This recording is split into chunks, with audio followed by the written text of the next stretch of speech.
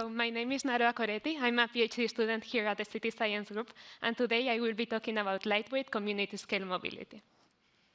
So for thousands of years, cities used to be human-centric hubs of innovation where people lived and worked within a walkable distance. So the streets were full of people walking, biking, and interacting with each other. However, in less than 100 years, with the introduction of the car, there was a dramatic shift in urbanism, and since then, cities have been designed for cars and not longer for people. The streets are now full of asphalt, parking spaces, and cars.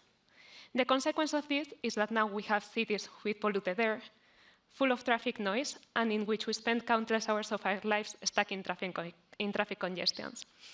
Moreover, mobility is one of the largest contributors to CO2 emissions, and what is even worse is that they keep increasing. So if we want future cities to be vibrant as well as sustainable, there is a clear need to rethink urban mobility systems. So many people tend to think that electric vehicles will somehow solve all of our mobility problems, but the reality is that in order to really reduce mobility emissions, we need to address each one of the factors that increase them. So mobility emissions can be modeled and are generated as a combination of the total population size that we have. Then we need to consider how much people travel on average each day. We need to also take into account the energy consumption per mile of the vehicles, and lastly, the carbon emissions of the energy sources that are being used. So if we want to reduce mobility emissions, and we consider that population is something that we cannot alter, we are left with these three levers to act upon. If we take a look at the case of Massachusetts, in Massachusetts, people travel for average on 45 kilometers per day. 98% of this distance is traveled by car, and only 2% of the cars are electric vehicles, so this means that mainly this distance is based on fossil fuels. As a consequence, the average person in Massachusetts emits 2.1 tons of CO2 per person a year just in the average daily trips. So just with mobility, we are eating up almost all of the carbon budget that we have for 2050. We can take a look at the case of Kendall Square here in Cambridge, and here the use of public transit and shared bicycles helps to remove some of the car miles, but still 94% of the distance is traveled by car.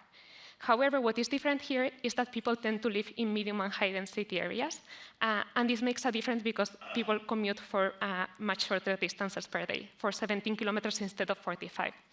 So as a consequence of this reduction in the travel needs as well as in the car dependency, the average person in Massachusetts in Kendall emits 0.8 tons of CO2. So the average person in Kendall emits much less carbon in mobility if we compare it to the average person in Massachusetts.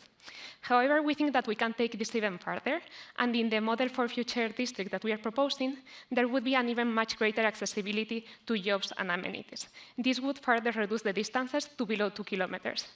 Then we substitute cars by more lightweight and sustainable mobility modes. And finally, we propose to transition from fossil fuels to more renewable energy sources. Our model predicts that by a combination of all of these factors, the emissions could drop as low as 0.01. So Ronan has already addressed some of the changes that we would need in land use and urban design, and Jacopo will talk later about some of the energy-related interventions that would get us there. But you might be wondering what are these type of vehicles that we are talking about.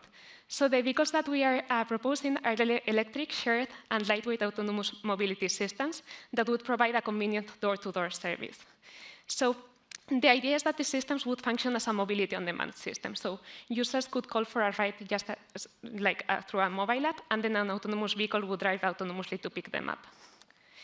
In this video, you're seeing the persuasive electric vehicle, or PEV, which is an autonomous three-wheeler that was developed in our lab. However, we don't think that this idea should be limited to a single type of vehicle, but rather we imagine these vehicles as an ecosystem of lightweight, autonomous, and on-demand systems that would provide different services in different scenarios. So for example, another vehicle that we have prototyped is this autonomous bicycle.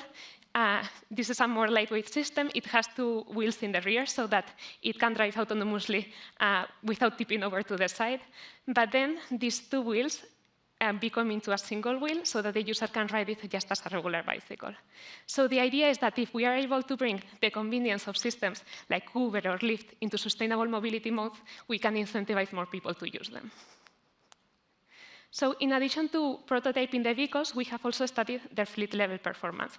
And for that, we have built an agent-based model in which we take bicycle share usage data from Boston, and then we compare the performance of the autonomous system with the current station-based and dockless systems.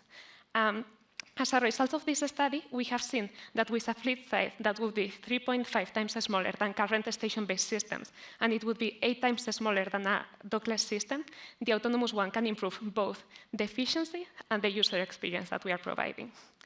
So another very interesting thing that we learned with this study is that while conventional vehicles are used for around less than 2% of the time, the autonomous ones are used for over 8% of the time, and this is a fourfold increase in bicycle usage, which is great, right?